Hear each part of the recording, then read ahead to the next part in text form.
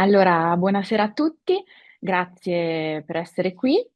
Con oggi siamo arrivati al terzo incontro del ciclo organizzato quest'anno dall'AIES e, insomma, dopo aver approfondito il tema della differenza tra causalità e motivazione nel primo incontro e poi quello della libertà legato al tema della comunità e dello Stato, secondo la seconda lezione, oggi invece indagheremo la questione della libertà personale tra l'autodeterminazione e il dono di sé. La nostra relatrice sarà la professoressa Adibello, che ringraziamo tanto per essere qua con noi oggi e che presento. Adibello è professoressa presso la Facoltà di Teologia della Pontificia Università Cattolica del Cile. Fa parte della Commissione per l'equità di genere della stessa facoltà e inoltre lavora come ricercatrice presso il Centro Studi Interdisciplinari Edith Stein.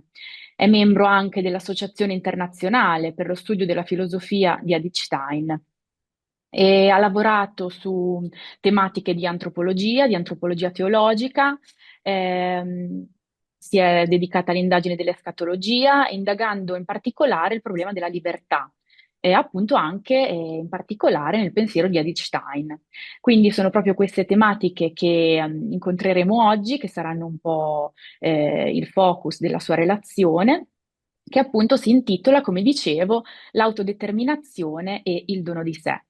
Quindi io le do volentieri la parola e la ringrazio ancora per essere qua con noi. Grazie mille Martina per l'invito a tutti voi. Mi spiace, italiano è orribile, però faccio una lettura e poi posso rispondere in spagnolo per caso. Ok, parto con la introduzione. Si ascolta bene, va? Ok. Nel panorama del pensiero filosofico del secolo XX, Edith Stein rappresenta una voce singolare che riesce ad integrare i diversi orizzonti intellettuali in una sintesi personale straordinariamente prolifica.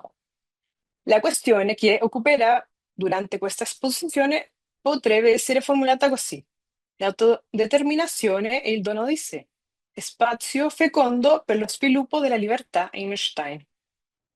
La tesi centrale è che per Stein la libertà trascende la semplice capacità di autodeterminazione, intesa come autonomia decisionale, ma trova la sua piena realizzazione in un processo dinamico di autoconfigurazione, un processo fondamentale relazionale che culmina nel dono di sé. La libertà steniana ci invita così a superare sia il mito moderno dell'autosufficienza, sia l'affermazione deterministica dell'autonomia personale. Questo percorso concettuale ci permetterà di scoprire come Stein abbia anticipato molte delle preoccupazioni contemporanee sulla libertà, offrendo un cammino che integra autonomia e donazione, decisione grazie a identità e alterità.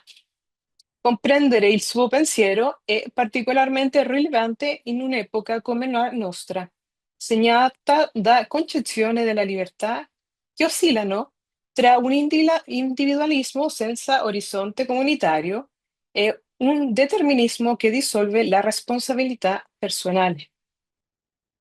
Secondo punto, la struttura concettuale dagli atti liberi all'essere liberato. Il pensiero di Stein sulla libertà mostra un'evoluzione che accompagna il suo stesso itinerario intellettuale e spirituale. Questa evoluzione rappresenta un arricchimento progressivo delle sue intuizioni fenomenologiche iniziali, attraverso il dialogo con la tradizione filosofica cristiana e la sua propria esperienza mistica. Nei suoi primi lavori fenomenologici, Stein parte da un'analisi delle atti liberi, intesi come quelle azioni che emanano genuinamente dall'io e riflettono il suo potere di decisione autonoma. Come afferma in Essere finito e in Essere eterno, ciò che chiamiamo atti liberi, una determinazione, l'iniziazione volontaria di un'azione, l'accettazione espressa verso un pensiero ascendente, la intuizione consapevole di un ragionamento, una domanda, ma tutte unite nel fatto che Dio determina così il contenuto e la direzione del suo essere. Tale analisi degli atti liberi è intimamente connessa a ciò che Stein denomina il io posso della coscienza. Per lei la coscienza non è mera recettività, ma apertura attiva, capacità di autodeterminazione. L'io posso rivela che l'essere umano ha volontà e è un io capace, un io che discrimina razionalmente le sue possibilità e che conosce se stesso nell'atto di decidere. Tuttavia, il suo pensiero evolve verso una comprensione più profonda della libertà, dove il libero arbitrio si orienta verso la piena liberazione. Questa evoluzione è segnata dal suo incontro con il pensiero austiniano, particolarmente con la massima ama et facuo vis, ama e fa ciò che vuoi, che per Stein non è un invito al relativismo, nemmeno al relativismo morale, ma l'espressione della libertà più elevata, quella che radicata nell'amore trova nella donazione di sé la sua massima realizzazione. Questo lo assume e lo plasma con la sua vita, poiché, offrendosi in espiazione, riflette un tratto profondamente radicato nella sua riflessione, il senso di una responsabilità comune di destino, Schicksalsgemeinschaft in tedesco, nella quale la libertà che scaturisce dalla croce permette la mobilità dell'anima per unirsi pienamente ad un altro, per essere comunità di destino. La unione è fatta possibile dall'apertura della vita spirituale della persona e la pienezza dello spirito è inseparabile dalla sua uscita da se stesso. Da qui il paradosso evangelico. Chi vuole salvare la propria vita la perderà, ma chi perderà la propria vita per me la troverà. Per Stein, l'apparente contraddizione rivela la struttura più profonda della libertà umana. Non si raggiunge nel ripiegamento su se stessi, ma nell'apertura all'altro, in particolare all'altro divino. La piena libertà è paradossalmente essere liberato. Terzo punto. Distinzioni chiave: autodeterminazione e autoconfigurazione. Nel cuore del pensiero steiniano sulla libertà si trova una distinzione fondamentale che articola tutta la sua riflessione. La differenza tra autodeterminazione, la Selbstbestimmung, e autoconfigurazione, la Selbstgestaltung. L'autodeterminazione rappresenta la capacità essenziale dell'io di stabilire da sé il contenuto dei suoi atti liberi e la intenzionalità verso la trascendenza, verso l'uno, come proponeva Plotino, e il potere decisionale che costituisce il nucleo irrinunciabile della dignità umana. Come afferma in Essere finito e in Essere eterno, lì viene data la libertà di autodeterminarsi e gli viene data la vivacità che si dispiega in una direzione scelta. Questa autodeterminazione costituisce il nucleo irrinunciabile della dignità umana, per il quale la persona si afferma come padrona dei suoi atti. Tuttavia, Stein riconosce che questa è solo la base per un processo più profondo, la autoconfigurazione. L'autoconfigurazione implica inoltre il dialogo e la relazione intima tra natura e grazia. Trascende il semplice atto decisionale per abbracciare un processo dinamico attraverso il quale la persona configura il suo essere nel corso del tempo, in dialogo sempre con la grazia. Come afferma in Potenza e Atto, la persona è configurata attraverso tutta la sua vita. Mediante la sua attività intellettuale cresce il suo mondo spirituale, la sua potenza di conoscenza e sperimenta una formazione abituale. Questo processo implica non solo scelte isolate, ma la formazione di una identità personale in relazione con l'alterità, specialmente con l'altro divino. Qui la presenza dello spirito infinito non fissa lo spirito finito, ma lo plasma, lo modela e lo attraversa, portandolo alla conquista e liberazione del suo essere. Come afferma Stein in Essere finito, l'anima ha il doppio o triplo compito di autoconfigurarsi come dispiegamento del proprio essere e della formazione del corpo e l'ascensione al di sopra di se stessa fino alla unione con Dio. La distinzione tra autodeterminazione e autoconfigurazione non implica una posizione, ma piuttosto un approfondimento. Mentre la autodeterminazione si centra sul potere dell'io, la autoconfigurazione integra quel potere in una dinamica relazionale, dove la persona si realizza precisamente nella trascendenza. Quarto punto, la dimensione relazionale della libertà verso il dono di sé. La originalità del pensiero steiniano sulla libertà risiede sulla comprensione fondamentalmente relazionale. Per Stein, la persona è essenzialmente un essere spirituale aperto alla trascendenza e questa apertura condiziona radicalmente la sua libertà. In Scienza della Croce, Stein formula questa dimensione relazionale in modo incisivo. Dice, l'amore nella sua più alta realizzazione è essere uno, nella libera donazione reciproca. Questa è la vita divina intratrinitaria. Con questa affermazione, Stein stabilisce il paradigma ultimo della libertà. Non il potere di autodeterminazione isolata, ma la capacità di donazione reciproca che trova il suo archetipo nella vita trinitaria. La libertà suprema si realizza nella comunione, no nell'autosufficienza. Questa comprensione relazionale si riflette anche in uno dei concetti più suggestivi di Stein, la comunità di destino che abbiamo detto prima, come orizzonte della libertà. In Natura, Libertà e Grazia, Stein afferma: è estremamente curioso come proprio ciò che colloca le persone completamente isolate e completamente se stesse, e questo fa la libertà, allo stesso tempo le incatena inseparabilmente a tutti gli altri e fonda una vera comunità di destino. Per Stein, l'apparente paradosso rivela una verità profonda. La libertà autentica, lungi da isolare la persona, la apre a una responsabilità comunitaria ineludibile.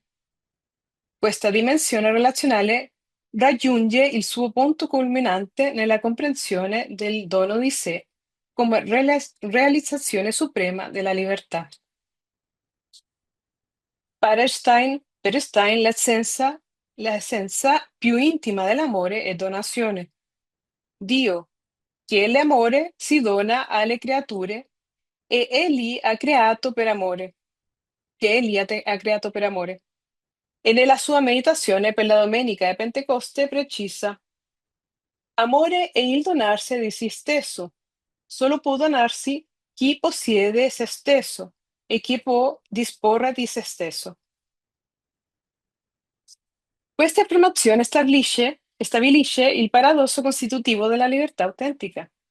Solo attraverso il possesso di sé si rende possibile il dono di sé. Questo paradosso non è una contraddizione, ma la struttura stessa della libertà pienamente realizzata. Qui c'è una metafora, non è più conosciuta, però mi pare che può essere un contributo. La metafora dei tre maghi e i loro doni come dono di sé. C'è un'immagine particolarmente rivelatrice della comprensione steiniana dell'autoconfigurazione. Ci viene offerta dalla sua meditazione sui tre re maghi, scritta nell'ultimo periodo della sua vita. In questa riflessione Stein presenta i tre doni, l'oro, incenso e mirra, come simboli della autoconfigurazione della libertà umana nell'incontro con Dio. Lei immagina a Maria che contempla l'arrivo dei maghi, vedendo in loro le primizie dei gentili che verranno ad adorare al bambino di Dio. Stein scrive, lei fa come una immaginazione, una fantasia di questo momento. Anche loro porteranno doni, doni più preziosi da loro, risplendente e del fragante incenso e della preziosa mirra. Un cuore distaccato da tutti i beni i beni terreni è libero dall'amore perciò che è perituro, quindi più puro dell'oro. Una volontà consumata nella donazione alla volontà di Dio e che sale verso di Lui come un incenso di gradevole fragranza. Un'anima che ha superato le sue passioni e si protegge dalla perdizione attraverso la mortificazione con la mirra. Stein interpreta questi doni come manifestazione della libertà autentica. L'oro rappresenta un cuore distaccato dai beni terreni, la mirra manifesta il dominio dell'anima che ha superato sulle passioni e l'incenso simboleggia la volontà donata a Dio. In un altro scritto contenuto nel suo quaderno di note personali, Stein collega esplicitamente questi doni alle persone della Trinità, rivelando che l'autoconfigurazione della libertà umana ha il suo paradigma nella vita trinitaria. L'oro, l'eterno immutabile essere, è il Padre. La mirra, la natura umana del Figlio determinata alla passione e morte. E l'incenso che scende a noi, ci attraversa e ascende come il suo spirito. Come le persone divine realizzano la loro libertà infinita nella mutua donazione, così la persona umana trova la sua libertà più piena nel configurarsi come dono per l'altro.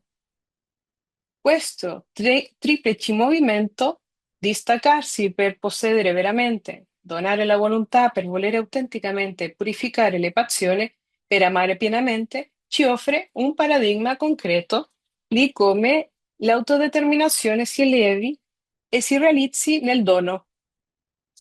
I doni dei maghi ci offrono, pertanto, un paradigma concreto di ciò che significa l'autoconfigurarsi in libertà. L'oro è la povertà e la libertà di fronte ai beni materiali, la mirra, la castità e la libertà interiore di fronte ai propri impulsi, e l'incenso è l'obbedienza e la libertà che si dona alla volontà di Dio. Questo nesso trinitario è di somma importanza. Per Stein l'autoconfigurazione della libertà umana non è una realizzazione arbitraria, ma un dispiegamento che ha il suo paradigma nella vita intratrinitaria. Quinto punto. Il paradosso della libertà, possesso di sé e dono di sé. Il possesso di sé se appare come condizione indispensabile per il dono autentico. Come afferma in Potenzerato, libertà personale significa essere padrone di se stessa, nella forma più elevata, essere attraverso di se stesso. Questo autopossesso non è un semplice dominio tecnico sulle proprie facoltà, ma vera integrazione personale, capacità di disporre di se stesso dal centro più intimo del proprio essere. Per quello solo chi si possiede veramente può donarsi autenticamente. Nel cuore stesso del pensiero steiniano sulla libertà si trova un'affermazione straordinaria contenuta in una lettera indirizzata a Suor Agnella Zadmüller nel 1940. Stein scrive: Il lavoro di tutta una vita non raggiungerebbe la sua meta se Dio non facesse l'essenziale. Questa breve sentenza, formulata nel contesto di una riflessione sull'amore puro, contiene in sé la tensione dinamica che caratterizza tutta la comprensione steiniana della libertà umana. Da un lato, riconosce la realtà ineludibile del lavoro di tutta una vita, quello sforzo sostenuto di autodeterminazione con cui la persona cerca di configurare se stessa secondo la sua vocazione più profonda. Dall'altro lato, afferma con uguale chiarezza che tale lavoro da solo non raggiungerebbe la sua meta senza l'intervento di Dio.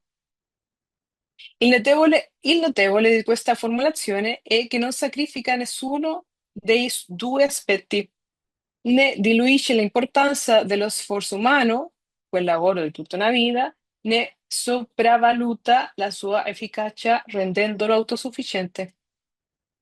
La libertà umana è affermata in tutta la sua dignità e simultaneamente situata nella sua adeguata relazione con la grazia divina.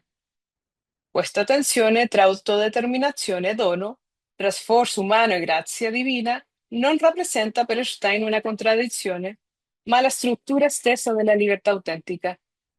Non è questione di scegliere tra l'umano e lo divino, ma al contrario di comprendere come entrambi si integrino in una dinamica unitaria dove la libertà umana raggiunge la sua pienezza precisamente nel riconoscere che l'essenziale viene sempre come dono. Stein sviluppò questa intuizione anche nel concetto di autoconfigurazione, già affrontato con il testo di Potenza Atto, dove asseriva che la persona è configurata attraverso nella sua vita, chiarendo immediatamente che questa configurazione non è autocostruzione, ma un processo relazionale dove la grazia svolge il suo ruolo decisivo. Einstein dice, solo c'è una forza formatrice che, a differenza di tutte quelle menzionate finora, non è soggetta ai limiti della natura, ma può anche trasformare la propria forma interiore dall'interno. Questa è la forza della grazia.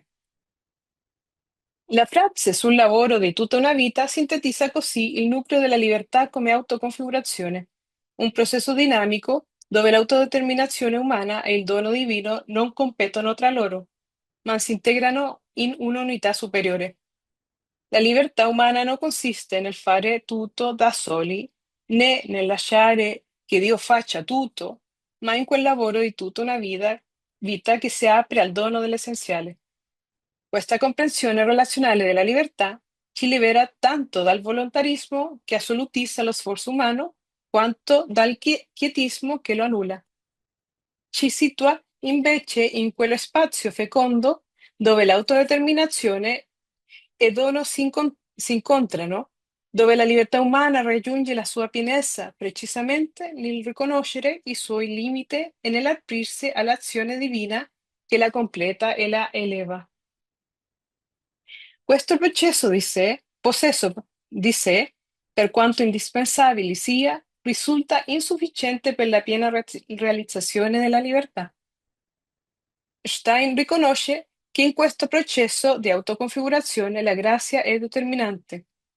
La sua dichiarazione non nega l'importanza dell'autodeterminazione umana, ma la situa nel suo orizzonte adeguato, un orizzonte di cooperazione tra la libertà finita e la libertà infinita. Emerge così un ultimo paradosso, lo svuotamento come condizione per la pienezza. In Beati poveri in spirito, un piccolo testo di Stein, lei afferma, coloro che hanno svuotato il loro cuore da tutto ciò che può ostruire il cammino del Signore del cielo, a loro si fa conoscere sempre più ricca e profondamente. Egli stesso prende dimora nei loro cuori e li trasforma nel loro regno. Questa dinamica di svuotamento, che non è annullamento ma purificazione e elevazione, costituisce il culmine del processo di autoconfigurazione della libertà. La sintesi steiniana tra possesso e dono, tra autodeterminazione e grazia, ci offre una comprensione della libertà che sfugge alla dicotomia riduzionista della modernità. Non si tratta di scegliere tra autonomia e dipendenza, ma comprendere come le dimensioni si integrino in una libertà autenticamente personale e comunitaria. Una libertà che non si ripiega su se stessa, ma che trova nel dono la sua più piena realizzazione. In questo senso, Stein anticipò una delle grandi intuizioni del pensiero contemporaneo sulla libertà, che in essa non si definisce primariamente per l'assenza di vincoli, ma per la capacità di stabilire relazioni autentiche, non per l'indipendenza assoluta, ma per la interdipendenza consapevole e liberamente assunta. Ultimo punto e conclusione. La libertà come spazio di incontro fecondo tra autodeterminazione e dono. Il percorso attraverso il pensiero di Stein ci ha rivelato una concezione della libertà che supera le dicotomie riduttive, né mera autodeterminazione autonoma né semplice risposta passiva alla grazia, ma sintesi dinamica dove queste dimensioni si integrano e si potenziano reciprocamente. La distinzione steiniana tra autodeterminazione ed autoconfigurazione ci ha permesso di comprendere come l'autonomia personale, l'apertura e la trascendenza non si escludano, ma, ma costituiscano insieme lo spazio fecondo di realizzazione della persona. In questo spazio, il possesso di sé diventa condizione per il dono autentico e il dono di sé si rivela come la pienezza della libertà umana. In tempi segnati da concessioni della libertà oscillanti tra individualismo e determinismo, il pensiero di Stein offre risorse preziose per superare false dicotomie. La sua proposta appare non solo come sintesi filosofico-teologica feconda, ma come cammino possibile per la realizzazione piena dell'umano. Il percorso intellettuale ed esistenziale di Stein, dalla formazione fenomenologica alla consegna finale ad Auschwitz, incarna quella stessa unità tra autodeterminazione e dono, che costituisce il nucleo della sua comprensione della libertà umana. La sua vita diventa così testimonianza vivente della sua filosofia, la libertà autentica che si realizza pienamente nel dono di sé. Grazie.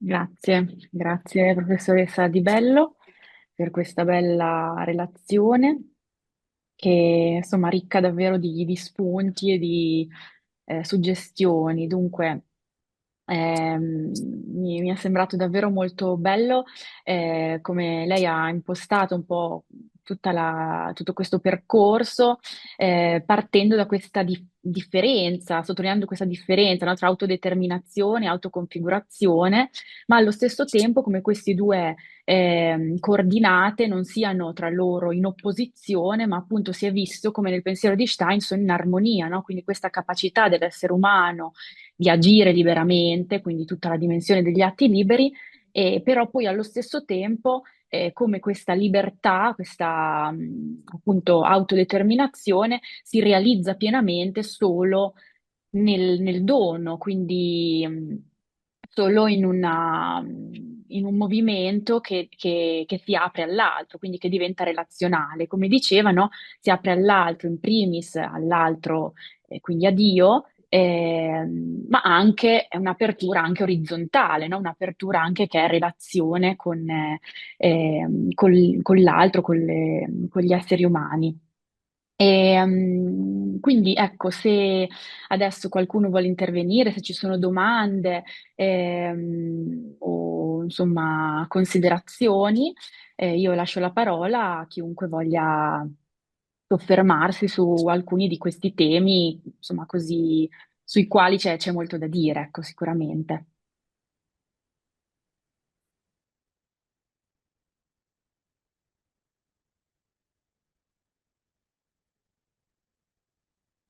Prego, Anna Maria.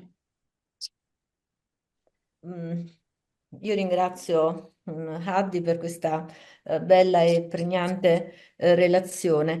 Io volevo un po' che tu scavassi un po' all'interno di questo rapporto tra autodeterminazione e autoconfigurazione e poi soprattutto quando tu parli della grazia come ciò che è determinante. Almeno questo mi è parso capire, cioè se magari ci dici qualcosa in più e se possibile appunto esaminare un po' più a fondo questa questione, perché la questione della grazia effettivamente è una questione un po' spinosa, ecco, insomma all'interno di un certo, potrebbe essere un po' spinosa, non lo è all'interno dell'art time, però se magari ecco, insomma, approfondisci un po' questo aspetto, mi farebbe piacere, insomma, per me sarebbe anche più chiaro, ecco, certe cose.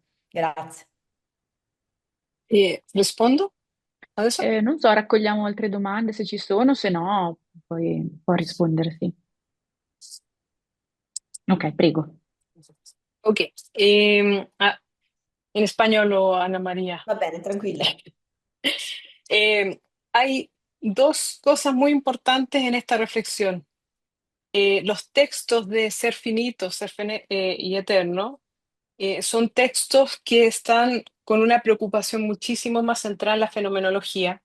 Por lo tanto, el tema de la gracia en su mayor profundidad no se trabaja aquí tanto como en textos como Ciencia de la Cruz o El Castillo Interior, donde ahí se ve aún más fuerte la relación entre autodeterminación, autoconfiguración y gracia.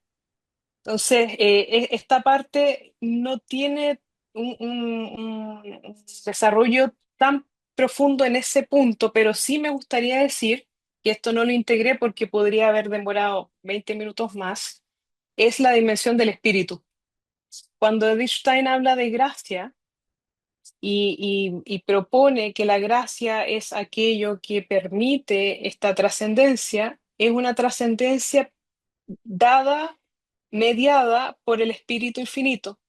Y esa mediación del Espíritu Infinito no es únicamente el Espíritu de Dios, que esto es una figura, que tomara a la persona, al ser humano, y se lo llevara a otra dimensión. No se trata de eso. No es una cosa como un arrebato místico, sino que por eso es tan importante la correlación entre espíritu finito e espíritu infinito, porque el espíritu infinito lo que hace, mediante la vida del espíritu del ser humano, es abrirle a categorías, a experiencias, a vivencias que permiten un despliegue de la gracia, pero es un trabajo, un despliegue donde la gracia no puede hacer nada si ese espíritu finito no está impregnado, no es tierra fértil para que el espíritu le ayude a trascender. Entonces, para Einstein es fundamental el espíritu, y después dirá el Espíritu Santo, como clave para lograr la trascendencia no solo después de la muerte, sino que en la vida presente. Edith Stein apunta con esta vida del espíritu una trascendencia en el hoy, en lo actual. Nosotros ya estamos viviendo la trascendencia por esta apertura de la gracia. No es una cosa que viene después ni que nos saca del contexto, sino que es la gracia en correlación con el trabajo humano que permite que la trascendencia se haga ahora. No sé si en ese sentido puedo aportar algo. Va a ver.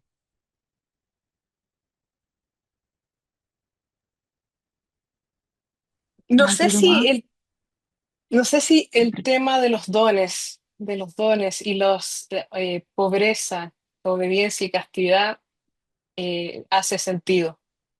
Yo sabía que hay hermanas consagradas, la suora Jacinta, que fui la suora Nicoleta. El caso puede ser interesante cómo hay una visión muy práctica y muy concreta que tiene Stein de cómo los consejos evangélicos ayudan a la autodeterminación, a la autoconfiguración y aún alcanzar la libertad hoy. Eso me pareció interesante, que no se habla tanto, no se conoce tanto, pero puede ser una reflexión interesante para la vida concreta comunitaria. grazie per queste considerazioni e che appunto comunque sono anche in relazione, come diceva la professoressa, no? In qualche misura con quello che si diceva. E a tal proposito vedo un'altra domanda, eh, una domanda, Maria Di Pia? Marina Pellegrino, Marina, Marina Pellegrino. esatto, Marina Pia. Spero di non Prego. fare pasticci questa volta. Mi sentite? Io volevo un pochino parlare, ehm, diciamo, del percorso che ho fatto di studio sull'Einstein, che è iniziato senza avere, mm, per lo più nessuna conoscenza di Husserl, perché qui a Torino la fenomenologia si studiava attraverso la ricognizione del pensiero di Max Scheler. e quindi non si conosceva la dimensione trascendentale dei vissuti. Eh, Quando ho incominciato a studiare la Stein, già dalla prima opera, cioè la tesi di laurea, l'opera sull'entropatia, e d'altra parte lei stessa lo dice che tutto quello che scrive è, diciamo, anche conseguenza dello studio di Husserl. Allora io ho incominciato a studiare Husserl, soprattutto i due volumi delle idee, dove appare l'apertura al trascendentale, che è diciamo, condizionata da un atto che è l'epoché, cioè la sospensione del vivere naturale spontaneo, cosa che poi noi rivediamo nella Stein, anche nel saggio citato dalla relatrice, ora è stato datato nella ESGA, cioè nella edizione completa delle opere, a un periodo antecedente al battesimo. Quindi quando Stein scrive della comunità di destino, sta facendo un cammino, un percorso e che l'avvicina naturalmente al cristianesimo e alla Chiesa, ma questo cammino è fondato su questo, cioè fondato, diciamo, ha come inizio davvero la sospensione dell'atteggiamento naturale spontaneo, nel quale io avevo cioè si legge questo nella bella traduzione del professor D'Ambra, che lui ha tradotto quel termine Inszenierung, cioè quando siamo nell'atteggiamento naturale spontaneo non siamo i registi, i padroni dei nostri atti. E siamo quindi presi in un meccanismo stimolo-risposta. E di qui che la Stein poi dice: ma che cosa caratterizza l'abito dei cristiani, cioè l'essere liberato? E si chiede ancora: ma com'è possibile che un essere che è libero sia necessario ancora passibile di liberazione? Allora, tutto questo discorso. Io mi sono trovata via via leggendo Husserl e poi tutti gli studi che ha fatto la professoressa Lesbello, alla fine anche Husserl e il divino e la preghiera, che questa epoca ha una forte essenziale connotazione già in Husserl di apertura. Di apertura a un modo di vedere, non ancora forse, ma un modo di vedere che mette in chiaro, fa emergere che nella natura, per quello natura, libertà, grazia, nella natura stessa c'è già un annuncio di qualche cosa. Husserl diceva in Idee 1 già: ci sarà pur una corrente di vissuti che giustificano questa nostra spinta ad andare oltre la trascendenza mondana, quindi ci sarà un altro tipo di trascendenza, però per ora non è la questione in esame. Eh, Andando a vedere anche tutto quello che Stein dice fino alla Scientia Crucis, dove a un certo punto si mette dentro al discorso, mette dentro le riflessioni mh, eh,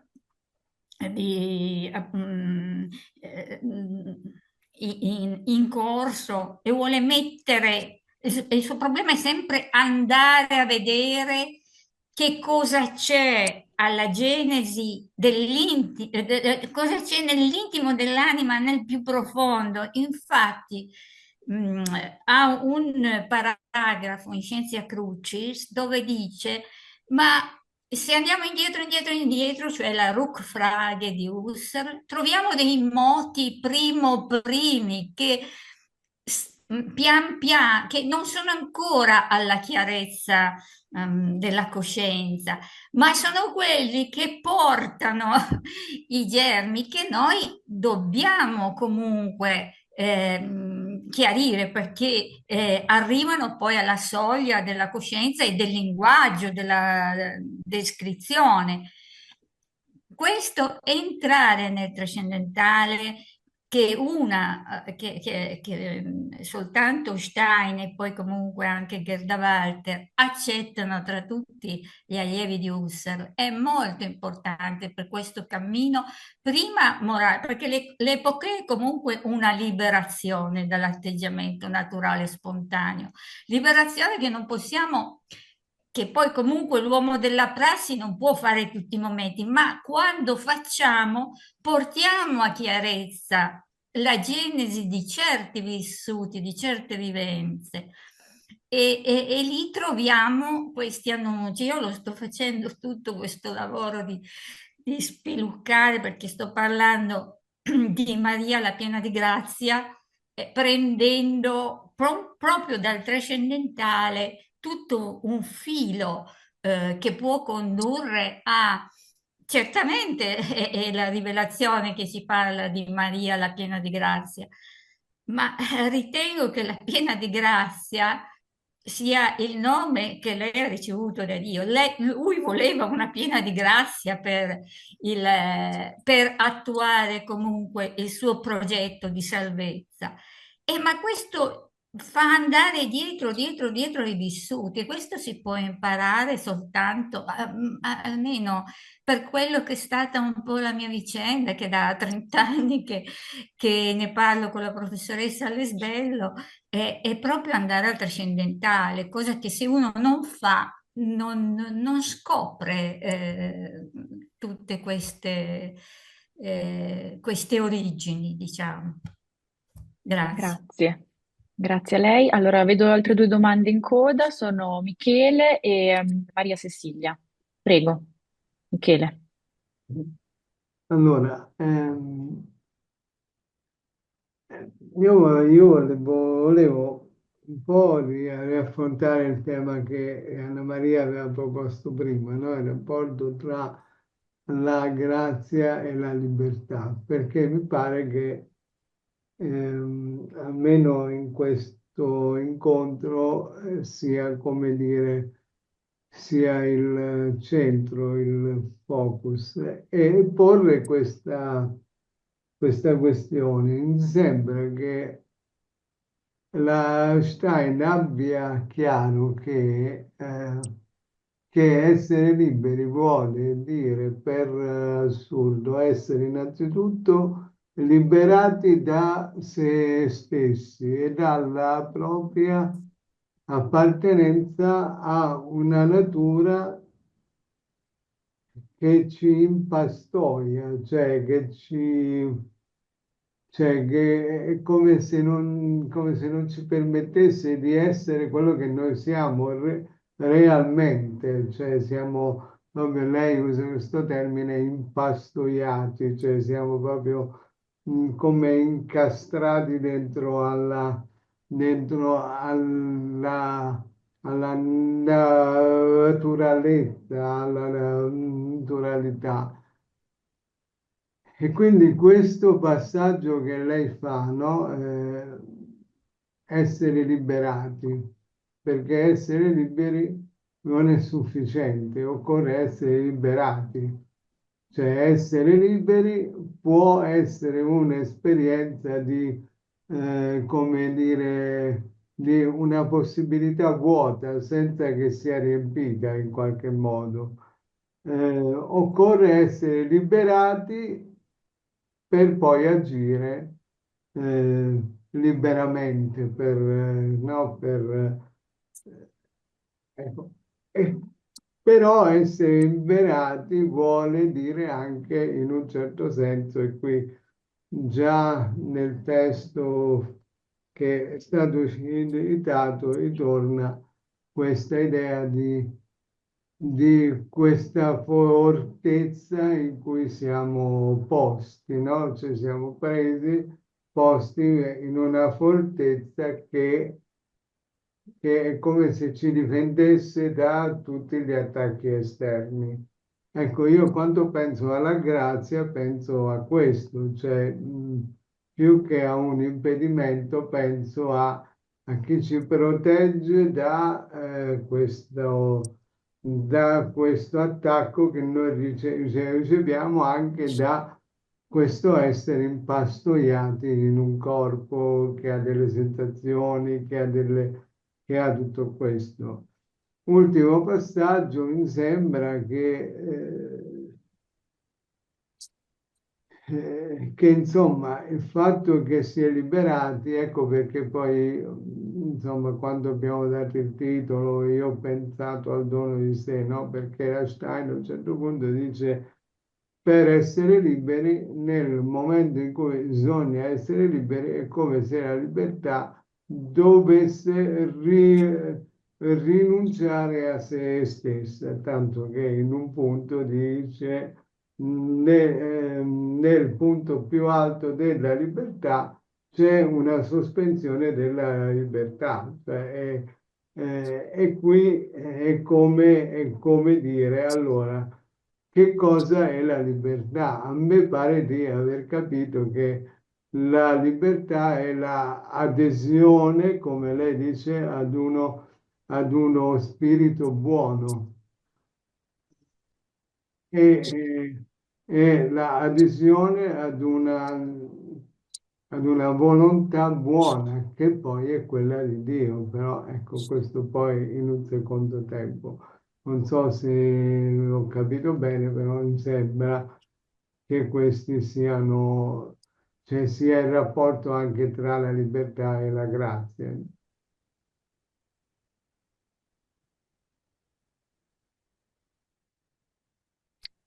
Grazie, prego Maria Cecilia.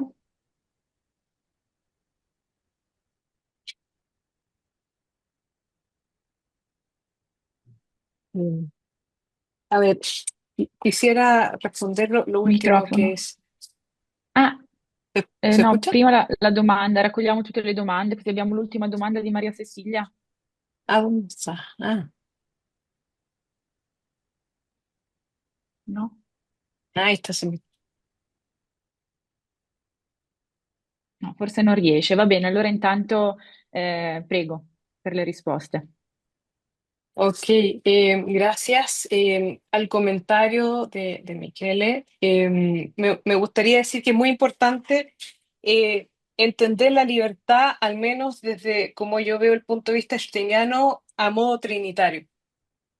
La libertad se vive trinitariamente porque la libertad se vive en relación con otro, con la creación, con Dios. Y por eso es tan importante para Stein que esa relación se instale como el corazón de la autodeterminación, porque usualmente pensamos que nosotros nos construimos a nosotros mismos y no necesitamos de nada ni de nadie, pero si no es por los demás, tampoco recibimos la salvación. Porque cuando hablamos de relación entre gracia y libertad, y cuando hablamos de un vaciarse de sí, de vaciarse, quedar vacío para el otro, eso es una condición necesaria para poder ser salvados. Por eso la gracia, y Dios nos recuerda siempre, y Stein lo sabe muy bien, que la salvación es heterosalvación, no autosalvación. Cristo me salva con su gracia y en el día a día también nosotros somos responsables de la salvación de nuestros hermanos, de los demás. Por lo tanto, la heterosalvación y reconocer la gracia como vinculada íntimamente con la libertad es reconocer una libertad trinitaria que te llama, te pide ser responsable. te pide hacerte cargo, de estar con el otro, salvar a otro, no solo salvarte a ti mismo. Eso es una cosa. Y hay una pregunta muy interesante que surge de lo que tú dices, Michele, que em, la suspensión de la libertad. ¿Hay libertad en la trascendencia? ¿Hay libertad en la vida eterna? ¿Es necesaria la libertad en la vida eterna? Porque si nosotros entendemos el vaciamiento del sí mismo para entregarse, yo digo, yo doy todo de mí, lo pongo en manos de Dios. Y para muchas personas eso suena o puede ser un acto mágico. Yo pongo mi vida en manos de Dios y no hago nada más. Dios hace todo y no funciona así. Entonces ahí es muy importante el reconocernos responsables de la salvación de los demás y lo que significa el poner, el vaciarme para que haya lugar para un otro, no significa que yo me resto, que yo me alejo, que yo quedo fuera, no significa eso. Significa que yo me hago kenosis, me reduzco, soy más pequeña para que el otro también pueda vivir junto a mí este espacio de gracia y libertad. Y este otro es Dios, este otro también pueden ser los hermanos. Y yo creo que es muy importante reconocer que Wittgenstein pudo llegar a esta reflexión, a este pensamiento, porque en su corazón está inscrito el pueblo hebreo, la comunidad, la salvación de destino. Ese pueblo hebreo que fue elegido es símbolo de lo que Dios quiere hacer con la humanidad. No se terminó en Israel, no se terminó en la tierra prometida. Ese pueblo sigue caminando y ella se sumó a este caminar de su pueblo en Auschwitz. Y antes de eso se sumó en este caminar de su pueblo cuando se quiso llamar Teresa Benedicta de la Cruz. Ahí hizo una elección por el pueblo. Y yo creo que eso es muy importante, por eso me gusta mucho lo que Miquel hizo la reflexión. Em, eso. Y quería decir dos palabras con respecto a lo que comentó Marina, si no me equivoco, que se mueven los cuadraditos. Ahí está. Em, sobre Husserl, sobre el tema de la libertad y la autodeterminación, el término husserliano que más nos ayuda es la intencionalidad. Ese es el término clave para poder entender la autodeterminación. Esta intencionalidad es la que lleva al ser humano a encauzar todas sus vivencias hacia la trascendencia. E incluso Edith Stein se pregunta o escribe, ¿es tan importante lo que yo tengo que elegir todos los días, lo que tengo que comer, lo que tengo que vestir, lo que tengo que, con quién dialogo? Todo eso es importante porque son manifestaciones externas de la vida interior. Entonces, sí es importante lo que yo elijo, porque no es simplemente materialidad. Edith Stein, un regalo maravilloso que nos da es recordarnos que somos seres humanos integrales. No es la razón, no es la gracia, no es el sentimiento, es todo, somos todo eso. Y por lo tanto, si yo elijo tomar agua, por ejemplo, en lugar de tomar alcohol ahora, aunque es muy temprano en Chile. Si yo elijo tomar agua es porque estoy haciendo una opción que refleja mi deseo interior, mi vida interior. Es una imagen simple que pongo, pero y eso pasa en gran escala con decisiones más importantes. Todo lo que yo hago constituye una expresión de mi vida interior y la vida interior se produce en el minuto que yo doy espacio al otro para que entre en mí. Yo no puedo tener una vida interior grande, fuerte, desarrollada si está centrada solo en mí. La vida interior se constituye, se construye y se fortalece cuando yo dialogo. Y la vida interior se fortalece en el diálogo con Dios y con los demás. Y eso es mediación gracias al Espíritu Infinito.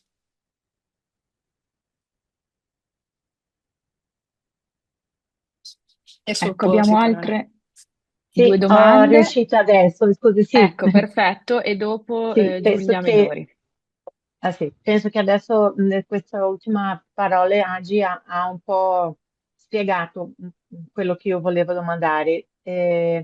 se c'è questa tensione fra autodeterminazione e dono di sé, si può essere già trovata nella tesi di laurea di Edith Stein sull'empatia, quando lei parla del rapporto fra empatia e percezione interna che si danno le mani per dare il io a se stesso, il mio io, il io a me. Mm. ¿Respondo? Sí. Sì, in spagnolo. Prego. Sì, sì. Yo pienso que sí, no de manera explícita, pero sí está en la idea de la empatía como vivencia autónoma que se funda en la experiencia del otro. Edith Stein pone muchos ejemplos. Cuando otro está triste o alegre, yo me alegro, pero no es la misma alegría. Yo para alegrarme o estar triste, yo recuerdo mi experiencia de tristeza o alegría y ahí logro empatizar.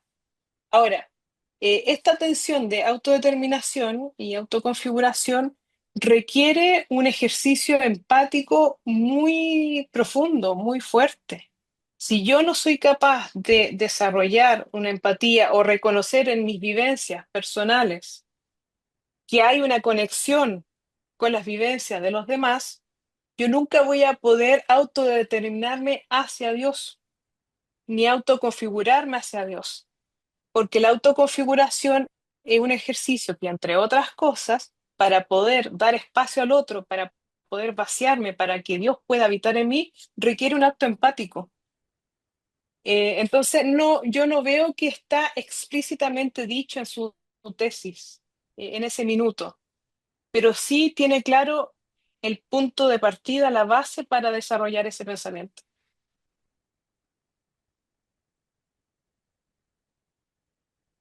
Ecco Giulia, prego Giulia Medori. Grazie, grazie. Grazie. Allora, intanto grazie per la bella relazione. E mi scuso, magari se è banale la domanda, ma sto cercando di conoscere ora la Stein e non ho categorie filosofiche. Però stavo leggendo la struttura ontica della persona e c'è un passaggio che mi ha molto affascinato. Allora, sicuramente la grazia non trova dimora nell'anima se non viene accolta liberamente, però a un certo punto lei fa un passaggio interessante in cui parla della grazia preveniente che può comunque penetrare nell'anima e diffondersi occupando uno spazio che lei, insomma, definisce addirittura illegittimo. E così la persona gradualmente inizia, a sottomettersi alla grazia in maniera implicita. E così mi chiedevo quali sono le vie attraverso cui o le fessure dell'anima quando lei prima faceva riferimento al riempimento di questo vuoto interno. Allora mi chiedo all'interno di questa struttura quali sono le fessure attraverso cui può penetrare la grazia. Riflettendo così mi veniva in parte in mente negli scritti autobiografici quando fa riferimento a tutta una serie di impulsi che riceve a partire dall'adesione al cristianesimo di Scheller e di tutti questi impulsi che piano piano, da cui piano piano si sente trasformata. E un'altra dimensione che mi viene in mente è quella là proprio della relazione dell'ambito relazionale, però insomma metto qua un pochettino di stimoli e vorrei, se fosse possibile, approfondire questa dimensione. Grazie. Excelente pregunta, Julia, gracias. Muy buena pregunta, no es banal en lo absoluto. A ver, la antropología steiniana, que es muy integral, las vías para que la gracia entre, penetre, se interiorice en la vida del ser humano son todas las dimensiones que el ser humano es consciente de tener. O sea, em, el sentimiento es una vía de las menos conocidas porque la filosofía aristotélica tomista se centra más en lo anímico, en el alma, en la mente, en el intellectus. pero no reconoce en primera instancia que la corporalidad es una vía de acceso para la gracia. La corporalidad es una vía de acceso también para la gracia para Stein. Por eso el tema, el punto de la relación, es tan importante la relación. Y cuando digo corporalidad no digo material, no es lo material, es la corporalidad como expresión de la vida del yo. Por lo tanto, las vías que tiene la gracia para entrar en el ser humano y para hacer comunión son todas las dimensiones humanas. Pero una de las que me gustaría rescatar y que Stein trabaja mucho es el sentimiento y la corporalidad. Porque como yo siento, y la intuición también, perdón, y la intuición, lo que yo intuyo, lo que yo puedo conocer por intuición, es mucho más amplio de lo que puedo conocer por el conocimiento tradicional racional. La intuición es una forma de conocimiento muy potente que también nutre, da alimento a la empatía, la intuición. Y la intuición es difícil de definirla en términos, porque no es blanco o negro. La intuición es una integración de la persona que incluye, considera muchas de sus dimensiones. Por lo tanto, el conocer por intuición, a través del sentimiento, a través de las relaciones, a través de la empatía, es una forma muy potente que tiene Stein de desarrollar este concepto. Y sí, no recuerdo, ahí alguien me ayuda en cuál texto está donde dice que la libertad es tan grande, es tan importante para Dios, que ante ella Él mismo se detiene. Scienza Cuando Crucis. en la ciencia de la cruz, gracias. Entonces es tan fuerte el valor de la libertad que cuando se habla que Dios es todopoderoso, ese todopoderoso se reafirma en frenar, en enfermarse, en parar frente a la libertad del otro. Entonces, esa es otra paradoja que también Stein aborda, no tan directamente, pero la trabaja. La omnipotencia divina se fortalece en el respeto de la libertad. Esa afirmación tiene de base las relaciones intratrinitarias. Si no respetara Dios la libertad de la persona del Hijo, de la persona del Espíritu, y se respetara la libertad del Padre, no podría haber relacionalidad ni relación dentro de la Trinidad. Entonces, por eso es tan evidente que para Dios que crea, su creación también participa de esa libertad, y por eso Dios se frena, se ferma ante la libertad humana. Entonces, por eso es un trabajo, como Edith Stein decía, un trabajo de toda la vida. No va a servir si es que yo no doy espacio a Dios mismo. Y por lo tanto, para darle espacio no es una cosa racional, sino que es una cosa vivencial. No sé si algo puedo decir de eso de tu pregunta, Julia. Bien. Ecco, abbiamo una domanda di Gabriella Battista. Prego, professoressa. Grazie. Volevo tornare su questa simbologia trinitaria che mi sembra molto interessante, mi ha colpito molto questa simbologia con i doni dei re magi, con quindi l'oro, l'incenso e la mirra a rappresentare il Padre, lo Spirito Santo e il Figlio. E se ho capito bene, e poi sempre all'interno di questa simbologia si è detto che in relazione al simbolo dell'oro, appunto, è anche inteso il cuore che deve distaccarsi dai beni terreni, quindi l'ideale della povertà, parallelamente alla mirra, al figlio, la simbologia è quella della purificazione delle passioni, quindi l'ideale della castità parallelamente all'incenso come immagine dello spirito, se ho capito bene, la volontà donata a Dio. Ecco, volevo chiedere se quindi è da intendere la volontà come luogo di permeabilità spirituale, come appunto parallela all'immagine dell'incenso e dello spirito che si solleva, l'incenso, ma anche scende e permea. E allora volevo chiedere se quindi c'è una tematizzazione della volontà come spazio di intreccio tra l'autoriferimento dell'iniziativa autonoma e invece il fiducioso rimettersi al dono dell'altro, al dono della grazia. Quindi diciamo come spazio di gioco tra attività e passività. Lo chiedo, questa domanda che già avevo in mente, mi è diventata più urgente quando adesso è stato appena detto che spazio di permeabilità è il corpo, magari sotto un altro rispetto, sotto un'altra, ehm, eh, sotto un altro riferimento. Ecco, mi chiedevo se appunto dovevamo ipotizzare almeno intendere la volontà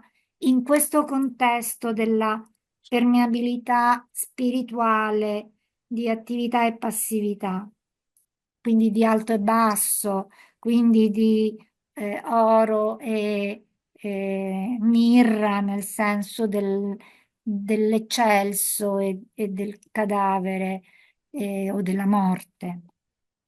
Grazie. Bien, bien, muy interesante la pregunta. Está muy bien la relación oro-pobreza con el Padre, mirra, castidad, el Hijo, incienso, obediencia del Espíritu. Está muy bien. Acá rescato lo último para comenzar, el tema de la encarnación. Se constituye la encarnación de Cristo, del Hijo, se constituye como fundamento de la valoración de la corporalidad que usa Stein en sus reflexiones. Y lo usa en dos sentidos, la corporalidad de Cristo. Uno, cuando hace su reflexión sobre la comunidad y en la iglesia, recuerda el texto de San Pablo, somos cuerpo místico, entonces recurre Stein a hacer esa reflexión sobre la corporalidad para manifestar que nuestra vida, nuestra santidad, nuestra misión, nuestra vocación se vive en la acción. Por eso el cuerpo interactúa, por eso el cuerpo necesita que cada órgano, que cada parte del cuerpo funcione, no que esté sin hacer nada.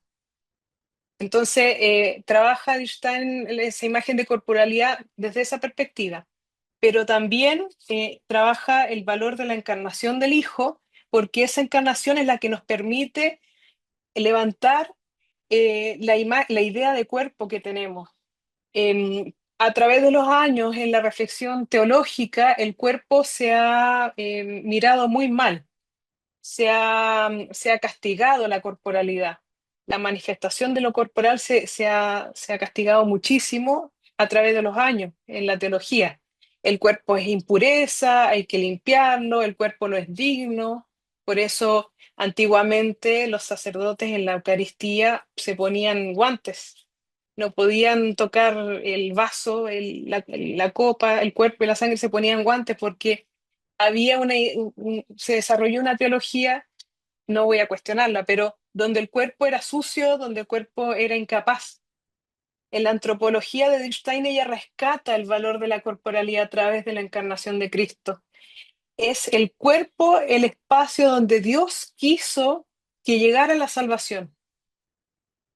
Y eso Edith Stein lo reflexiona. Dios quiso que la salvación del pueblo de Israel, la salvación prometida, se realizara en este cuerpo que se encarna de María y que se entrega. Y por eso la corporalidad y donde sí requieren una actividad. Por eso decía que la imagen de Pablo del cuerpo de Cristo, que somos todos parte de este cuerpo, tiene esa dinamicidad, esa actividad dinámica. Entonces yo creo que ahí es muy importante entender el cuerpo como espacio de salvación Stein no lo dice con esas palabras, pero es espacio de libertad, espacio de desarrollo humano. Entonces, por eso la castidad no se entiende solamente como una privación del acto sexual, que eso es una reducción absoluta. Aquí la castidad es reservar el cuerpo y la vida corporal, que es reflejo de la vida interior, para dar gloria a Dios. Y eso cada persona, cada ser humano vive esa gloria a Dios a través de su cuerpo, a través de su vocación. Quien es consagrado lo hace en el celibato. Quien es casado en el matrimonio lo hace a través de la vida en pareja, el cuidado de los hijos, etcétera. Entonces, eh, no es la castidad como reducir a no tener sexo, porque eso es muy, muy pequeño pensar así. Es la castidad en cuanto que todo nuestro cuerpo, que también es expresión de nuestra vida interior, dé testimonio de salvación y dé también espacio de libertad, a través de la libertad, perdón, sea espacio para que otros también encuentren a Dios. Entonces, por eso es importante la mirra, porque la mirra, eh, bueno, en Chile no tenemos tanta costumbre de utilizar la mirra, se usa más el incienso, pero la mirra se utilizaba para purificar, como decías, el cuerpo, para limpiar los cuerpos, los fallecidos, porque hay una valoración de que el cuerpo, aun cuando muere, tiene un valor. Y de hecho, Edith Stein lo dice en una de sus cartas, que eh, todo lo que Dios ha creado tiene un sentido. Incluso el cuerpo muerto, hace la distinción, no habla del life, habla del Körper, y el Körper que no tiene ninguna vida porque ya ha padecido, incluso ese cuerpo tiene un espacio dentro del el deseo y la voluntad de Dios. Y por eso ese cuerpo se cuida, se limpia y se purifica con la mirra. Los antiguos tenían más esa imagen que nosotros. Nosotros desechamos más rápidamente la dimensión corporal. Entonces, por eso es importante la mirra. Y una cosa que quería decir del oro es que puede ser paradojal, pensar que el oro, que es un bien muy preciado y es como el icono de lo material, del lujo, del estatus, de, no sé, de tener dinero, cuando uno es muy rico, tiene mucho oro, ¿cierto? Entonces, es una paradoja que el oro, Einstein lo elija para hablar de la pobreza, porque los Reyes Magos, cuando llevan oro como regalo a Jesús, que nace, lo llevan para mostrar la riqueza, no la pobreza. Entonces, ¿por qué Einstein elige el oro? Por lo que yo puedo entender de su reflexión, el oro es un material noble.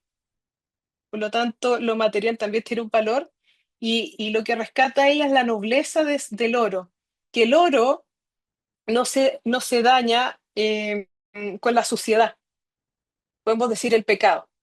El oro, y por eso en la imagen bíblica el oro se pone en el fuego y se purifica y se limpia, porque las suciedades del día a día no dañan el oro. Entonces el oro siempre se va a mantener noble. Y por eso la pobreza para Wittgenstein es aquella actitud humana donde no me dejo oscurecer por el pecado, no me dejo oscurecer por los problemas, no me dejo oscurecer por los dolores, por los padecimientos, sino que tengo la capacidad, tal como el oro, de ser purificada, pero no por el fuego, por Dios. Y por eso, este texto está escrito ya en uno de los últimos textos donde ella ya tenía conocimiento de la vida mística de San Juan de la Cruz. Y este es un texto que está alrededor de ese tiempo, cuando la noche oscura del alma de San Juan de la Cruz, eh, la purificación de la noche se hace a través del fuego, igual que el oro. San Juan no ocupa el oro, ocupa la madera, el leño. Pero hay una imagen común del que el ser humano es noble, está engrandecido por la encarnación de Cristo, y por lo tanto hay que cuidarlo.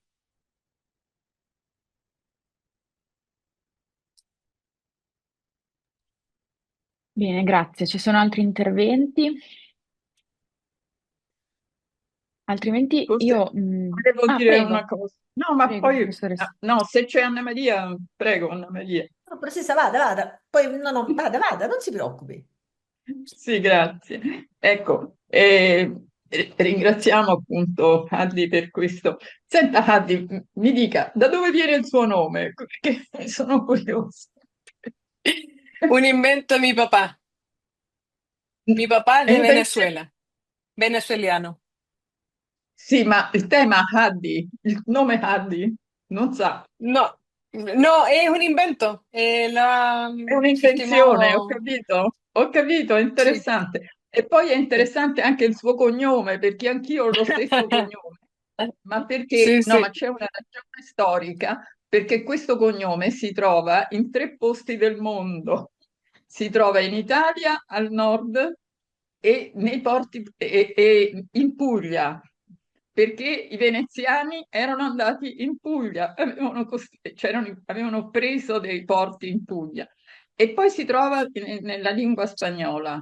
Questo è interessante, quindi sì, infatti ci sono parecchi che si chiamano Beio, voi dite Beio, no? Non dico Sí, sí, niente. ciertamente. Sí.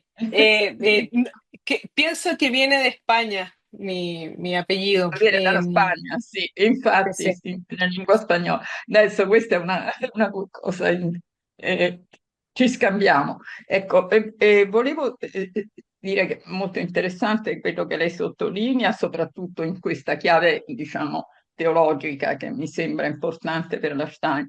Volevo ricordare che gli atti liberi sono già presenti in psicologia e scienze dello spirito, cioè il tema della libertà nella Stein è un tema anche sí, fenomenologico, ecco, sí, e certamente come atti di autodeterminazione.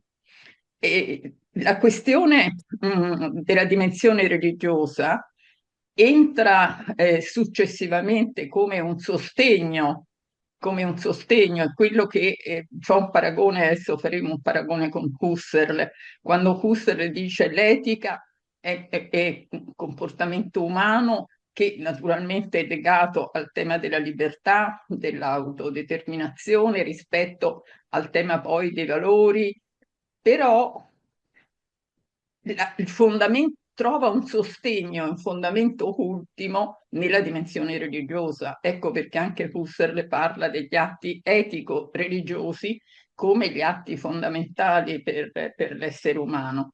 Però appunto dobbiamo ricordare che in psicologia e scienze dello spirito c'è proprio tutta una trattazione degli atti liberi che sono legati al Geist, sono legati all'intelletto e alla volontà come presupposto del tema della libertà.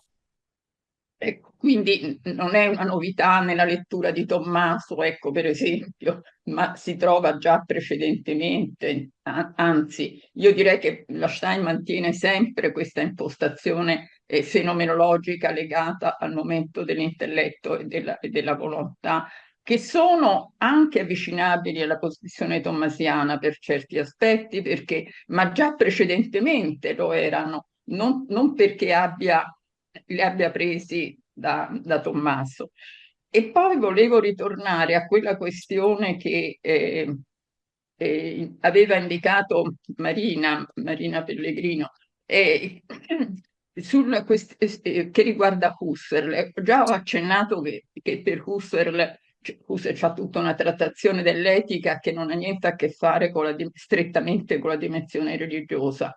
Però sappiamo anche che nei suoi scritti privati parla di questo rapporto profondo che ritiene importante fra l'etica e la religione. E qui c'è un testo che io ho tradotto in quel piccolo libro del 1920. Tenete presente che la psicologia e scienze dello spirito è del 22. Quindi Husserl scrive questo testo nel 1920, quindi non alla fine della sua vita, ma in età, diciamo, muore nel 38, quindi potete anche pensare quando è stato scritto. E dice delle cose molto interessanti sulla questione della libertà, proprio in questa direzione. Eh, fenomenologia dell'essere umano destato e della vita che ha come scopo la libertà. e della vita che ha come scopo Dio. Allora la libertà è Dio, essere guidato per mezzo di Dio, spingere verso Dio addirittura, andare proprio verso Dio. Sono condotto da Dio, allora mi sento salvato nella figliolanza di Dio. Quando, compiendo atti di libertà, ecco, vediamo questo rapporto, so di essere sulla buona strada, o quando cammino su tale tratto di strada e riposo nel rilassamento delle forze operose, ma davanti a me c'è un orizzonte aperto e proseguo la strada e ho coscienza. Ora riposo, ora dormo, ma dopo che ho goduto del necessario riposo, proseguirò. Questo è interessante, questo sviluppo, diciamo, dell'attività etica che sostiene. Ma c'è un punto che ci interessa ancora di più, perché dice: nella disposizione più felice, l'amore, ecco il tema dell'amore, come entra il tema dell'amore. La disposizione più felice, l'amore, è involontariamente presente. Va da sé che io sono rivolto al bene nell'amore interiore. Se non ci fosse l'amore non ci sarebbe nemmeno la realizzazione del bene e mi dedico ad esso. Va da sé che sono unito a Dio perché cammino sulla strada di Dio e questa è la grazia di Dio. Ecco qui il tema della grazia. Husserl sottolinea molto fortemente questo aiuto che viene. E allora a questo proposito, io direi, si è parlato prima, Maria Cecilia diceva come può entrare, no? Ecco, e anche Giulia diceva quali sono questi spazi della grazia che possono. Io direi che sono gli avvenimenti, parlo di provvidenza in genere, che sono gli avvenimenti che qualche volta ci portano verso che cosa? Pensare che ci sono certe dimensioni e orientare quindi la nostra libertà. Noi ricordiamo per esempio l'importanza che per la conversione della Stein hanno avuto delle cose che sembrerebbero molto semplici, a parte i suoi amici che erano religiosi, anche Scheler, no, in quel momento era importante, ma il fatto che una donna, no, vi ricordate, era entrata nel Duomo di Norimberga e con la borsa della spesa per pregare. Ora, cosa vuol dire questo? Questa è una grazia, in un certo senso è una grazia, cioè è un incontro che sollecita qualche cosa che sta dentro, ma come è stato detto, poi vorrei insistere su questo, non determina, perché sembrerebbe che la grazia dovesse determinare, non determina, ma sollecita la libertà ad aprirsi verso una direzione che precedentemente non si considerava come non si vedeva, non appariva. Poi dobbiamo tenere presente ancora una cosa, forse, che potrebbe essere interessante sia per Husserl che per la Stein, che in verità, in un certo senso, loro sono due convertiti. E l'esperienza della conversione è molto interessante, pensiamo anche a Agostino, no? C'è questo, conversione spesso non significa, significa richiamati ad una dimensione religiosa che riempie, io direi, una dimensione religiosa che riempie. Husserl ha fatto questa scelta appunto in età giovanile e anche la Stein. E i convertiti sentono molto il tema della grazia. Come sappiamo, anche in Agostino addirittura si arriva a dire che non sono le opere ma la grazia, cioè la predestinazione. Certamente Husserl e Stein non dicono questo, ma appunto questa esperienza di essere riempiti da qualcosa, che però, mi sembra molto importante questo nella Stein, non elimina l'accettazione libera, l'insistenza che si ha anche nei testi sulla mistica dimostra proprio che anche l'esperienza mistica è un'esperienza che non è imposta, ma che deve essere accettata. Ecco, questo mi sembra un punto interessante. E poi la questione trinitaria, va bene, certamente la giustificazione ultima si trova lì, la giustificazione ultima, certo. Grazie.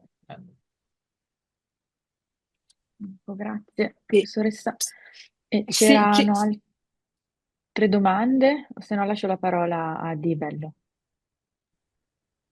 Io volevo invece Maria. magari insomma essere un po' cattiva, ma perché questi sono dei temi insomma estremamente importanti, però effettivamente oggi estremamente fuori moda, soprattutto nel nostro mondo. Cioè, che senso ha parlare oggi nel nostro mondo di autodeterminazione, autoconfigurazione di sé e poi di grazia addirittura?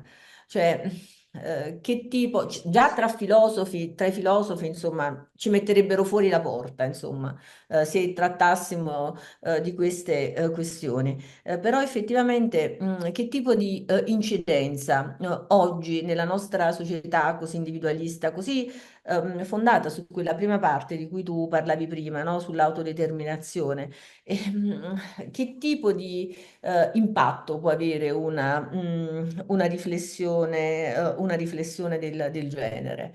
E poi io mi trovavo perfettamente con le ultime cose dette dalla professoressa, no?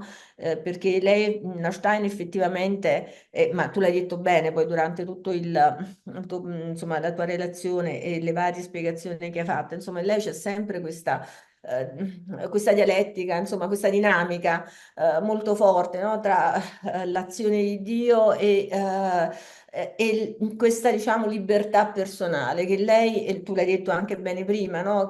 A cui lei in qualche modo non rinuncia mai. Io credo che, però, questa è una mia riflessione che non ha alcun fondamento, dico francamente, alcun fondamento, insomma, lo penso, insomma, da quello che è più un'intuizione che altro. E credo che lei comunque lei sia stata sempre combattuta. Da un lato c'è stata la religiosa, però dall'altro lato in lei c'è stato sempre questo essere una filosofa. E allora è chiaro che fino alla fine della vita lei ha dovuto dire, cioè è come se fosse stata portata proprio a dire da quello che era la sua formazione, ma forse anche da quello che pensava, oppure le è sfuggito, non ve lo so dire, però che Dio, insomma, entra nell'uomo soltanto se se l'uomo le apre, se l'essere umano apre le porte. Quindi non dico che in qualche modo ci sia conflittualità, no, assolutamente, perché lei poi le risolve in altri modi queste situazioni, però c'è una certa dialettica, ecco, insomma, una certa complessità proprio nel riuscire anche per questa questione, no, di quello che metteva prima Giulia Medori, insomma, quando parlava di questa grazia preventiva, lì è un problema in qualche modo, no? È un problema perché c'è qualcosa che penetra, c'è qualcosa che come lo giustifichiamo? Cioè, la professoressa giustamente diceva sono gli incontri, sono gli atti, insomma, ed è vero, è giusto anche quello. Ed effettivamente poi si deve essere pronti, no, ad accettare certe cose, insomma, si deve essere disposti a. Però anche quello, no, potrebbe, perché mi è capitato in quel momento? È un qualcosa che è stato voluto o è un qualcosa, boh, non lo so. Grazie. Ecco, grazie. ok. Allora io prima di passarti la parola, visto tutte le varie riflessioni, mi veniva in mente, e così dopo passo la parola a Di Bello, poi puoi rispondere, mi veniva in mente il tema della fede, e così come trattato da Stein, l'atto di fede, quindi. E dopo vi volevo leggere due righe, da sempre il testo di cui si parlava prima, Libertà e Grazia, dove appunto questo l'atto di fede viene inteso come quell'atto a partire dal quale la grazia lavora, no? Può prendere dimora, addirittura dice, può agire, ecco, nella dimensione dell'essere umano. E quindi poi anche ripensando a come viene definito l'atto di fede dalla Stein, no? Che lo definisce sia un atto conoscitivo, quindi appunto legato alla dimensione intellettuale dell'essere umano, sia un atto d'amore, quindi che implica la dimensione relazionale e infine no, che agisce verso fuori, ma che agisce anche nel soggetto, che agisce in chi sperimenta questo atto di fede. E allora volevo leggere proprio queste righe velocemente, no, dove dice la grazia che prende dimora nell'anima diviene nella fede visibile allo spirito, spiritualmente acquisita. Inoltre essa viene attivamente afferrata dall'anima, ricevuta come sua proprietà e allo stesso tempo il centro personale con il quale viene accolto l'amore divino, diviene una nuova sorgente dalla quale esso si sprigiona, come amore per Dio e come amore per il prossimo, per tutte le creature. Quindi, ecco, mi sembrava significativo, no, vedere come attraverso questa lettura dell'atto di fede si parlasse della grazia che certo, non arriva perché c'è un'apertura da parte del soggetto, cioè, o meglio, passa attraverso quell'apertura e poi si trasforma e agisce fuori e nel soggetto stesso. Ecco, solo questa riflessione, poi passo la parola, prego. Bien, gracias. Muy, muy interesante, muchas cosas para decir sobre lo que comentó la profesora Alex Velo. Tengo dos cosas que comentar. Una, sí, es muy cierto que el fundamento teológico de Stein y que integra ya la filosofía y que eso ya se integra previamente a lo que ella iba reflexionando, es tomista, es Santo Tomás.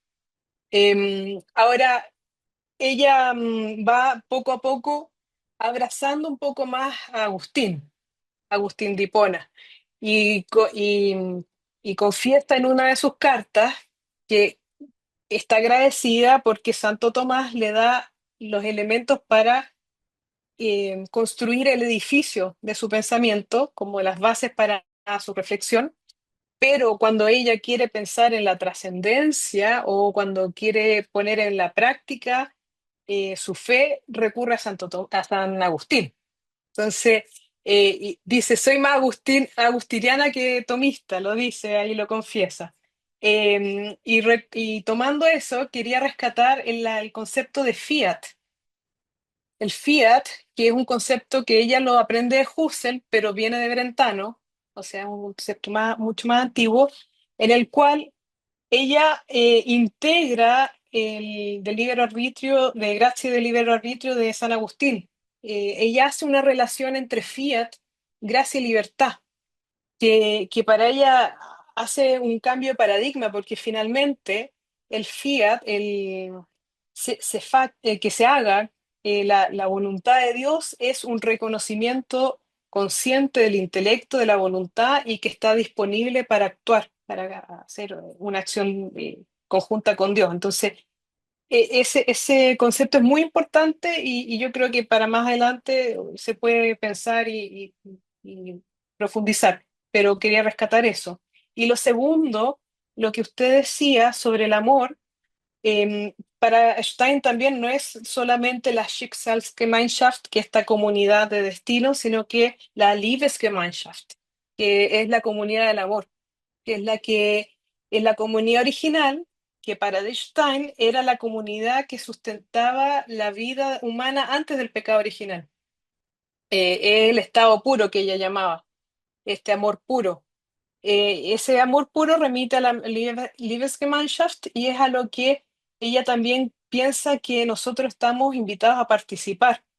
Y para profundizar sobre eso, ella hace una reflexión sobre el Espíritu Santo y reconoce en el Espíritu Santo a la persona del amor que nutre esta comunidad de amor. Por lo tanto, lo trinitario sí es muy importante, pero dentro de lo trinitario, cuando se habla de relación, es posible solo porque el Espíritu lo hace posible. Entonces, ese es un punto que es muy importante y quería rescatarlo. Con lo que dice la profesora Petzela, es una muy buena pregunta porque yo la escucho todos los días. ¿Qué sentido tiene no solo hablar de esto, de autodeterminación, sino que hablar de fe, de hablar de resurrección? Eh, ¿Cuál es el sentido? Al menos para Stein, yo veo que hay dos sentidos muy fuertes en su discurso y que son consecuentes a lo largo de su vida. Primero, la responsabilidad. Eh, el sentido de enseñar la importancia de la autodeterminación, la libertad en relación con la gracia, es desarrollar el sentido de responsabilidad personal y responsabilidad de los otros. Yo creo que para los jóvenes, para los niños, es importante recordar el valor de la responsabilidad de nuestros actos. Y la libertad exige, para Stein, que seamos responsables de nuestros actos. No se puede ser libre si no somos responsables de nuestros actos. Y no solamente de los propios, sino que de los demás. Nuestra sociedad es muy individualista y no nos interesa lo que hace el resto. Si los de allá se pelean, discuten, están en guerra, no nos interesa. Me interesa cuando yo estoy bien. Y eso es un error. Vivir así es un error porque no construye una sociedad, como al menos Stein pensaba en una sociedad como comunión, como comunidad, como cuerpo. Entonces yo creo que hay un sentido de instalar la responsabilidad y eso va de la mano con lo segundo, que es la humanización de las estructuras sociales. Hay una deshumanización muy grande. Quizás a causa de los medios de comunicación, nosotros podemos ver todos los días la guerra, podemos seguir en vivo Gaza, Ucrania, podemos mirar incluso los asesinatos.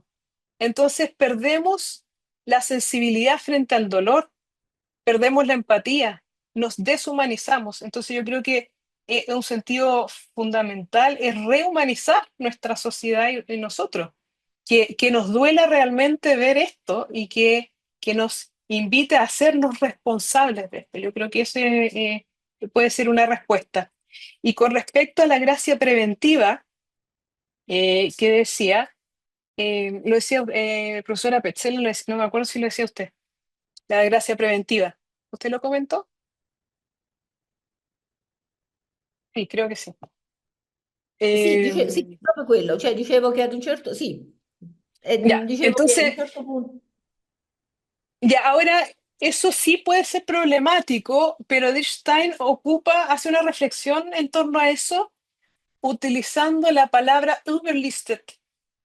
No sé cómo traducirlo en español, es como engañado, seducido. La palabra überlistet con umlaut. No sé si Edith Stein habla, lo pongo en el chat.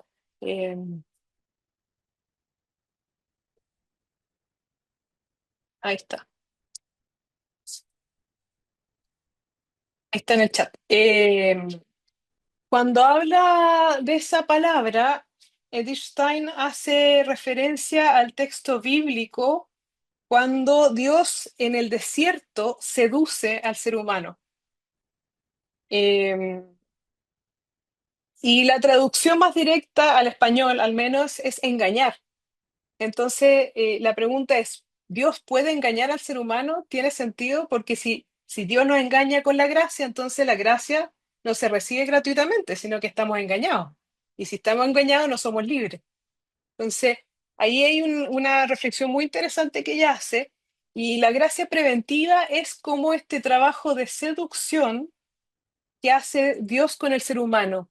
Yo cuando quiero obtener algo, yo no le digo a la otra persona, lo quiero. Yo voy donde la otra persona hay algo como un lobby. Le digo, qué interesante, me gusta, es tan bonito, es precioso, quiero hacer esto. Y voy lentamente haciendo que el otro se enamore de mi idea o se enamore de mí, depende de lo que yo quiero conseguir. Entonces, esa gracia preventiva puede ser problemática si se entiende como un engaño, como un overlisted en cuanto a engaño, porque ahí rompe la confianza y rompe la libertad. Pero si se entiende en cuanto amor que busca el vínculo, que busca que el otro te entienda, que busca amar, que busca enamorar, seducir. La gracia preventiva tiene un sentido absoluto, que es hacer que nos demos cuenta del valor de la presencia de Dios en la vida personal. Eso. Eh, y Edith Stein ciertamente fue hasta su muerte fenomenóloga y mística. No fue ni monja, ni hermana católica, no fue filósofa, fue fenomenóloga mística. Y la fenomenología y la mística hacen muy buena pareja, hacen muy buen match. Se nutren mutuamente, dialogan mutuamente y enriquecen y fortalecen el pensamiento. Y sobre lo que comenta Martina, el acto de fe para Stein es un acto total, o sea, es la persona en su totalidad que realiza este acto posibilitado, anticipado por la gracia. Eh, la experiencia de Stein es muy particular porque su fe, si bien la fe es un regalo de Dios, no es algo que yo adquiero, su camino de fe se fue desarrollando con tres elementos así que yo podría decir que son los más centrales. Primero, la observación, la experiencia, segundo, y tercero, el intelecto. Observación, experiencia e intelecto. Ella observa cómo eran los cristianos. Ella en su autobiografía cuenta que entra a una iglesia y se impresiona mucho cuando ve a una señora sola en la iglesia rezando. Y dice, aquí hay algo distinto que no está en la sinagoga y no está en otra parte. Acá hay algo. Ella observa mucho a sus amigos, observa mucho el comportamiento de sus cercanos, de su mamá. Entonces, la fe para ella entra primero como un acto de reflexión, de observación, que después lo transforma en experiencia. Y esa experiencia es como ella vive esa fe, y que el tercer elemento, esta experiencia vivida, es la experiencia reflexionada y a la cual ella tiene que encontrarle el sentido racional para que este círculo se cierre. No es solo una cosa ni lo otro, sino que yo creo que es observar, es vivir y es entender. Por eso es un acto total para Stein. Eso. Grazie, ecco. Non so se ci sono altre domande, altre persone che vogliono intervenire. Direi che la riflessione comunque è stata molto ricca. È interessante quello che diceva Anna Maria, diceva, noi stiamo parlando di queste cose, ma gli altri non ci Sì. ascolterebbero nemmeno, no? Ecco, è proprio legato al tema della libertà. È molto interessante questo, no? Perché l'essere umano può aprirsi o chiudersi, e la chiusura è un atto della libertà, nel senso che la libertà, dal punto di vista della spiritualità, cede a certi elementi psichici che dicono no, non mi piace, non lo voglio vedere, no?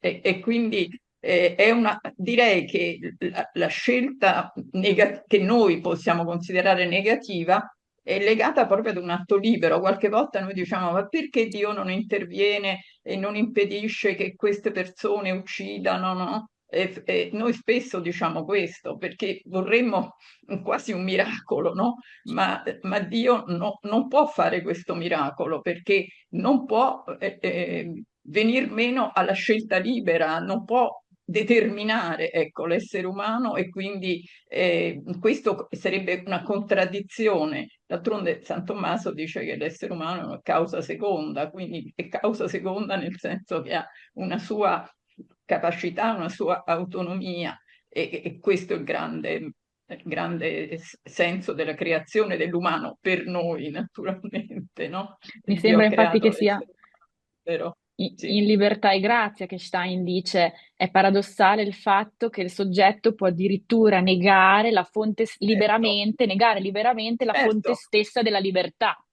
E la esattamente. fonte E della quindi, libertà è Dio, ma è talmente, certo, la libertà è cioè superiore, la libertà è talmente, talmente forte che che può negare la che non può fonte. costringere. Noi cerchiamo di pregare, no? E che cos'è questa preghiera? Quando noi preghiamo cerchiamo di dire a Dio, manda, mm, manda una ispirazione in modo che questa persona possa liberamente, attraverso questa sollecitazione, e poi è il tema, il discorso, vi ricordate, no? Pascal, le scuole, è il tema della grazia sufficiente, no? Si dice Dio dà a tutti la grazia sufficiente, ma questa grazia sufficiente deve essere anche accettata, non è semplicemente imposta, no?